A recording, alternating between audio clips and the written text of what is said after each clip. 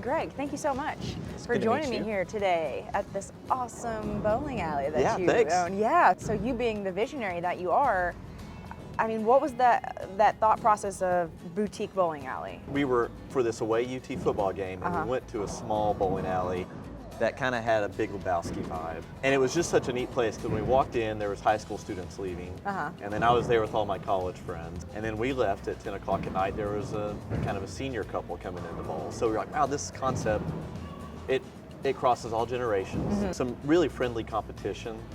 Everybody can bowl, no matter what your skill level is. And so we really thought it could be something fun for a lot of people to do.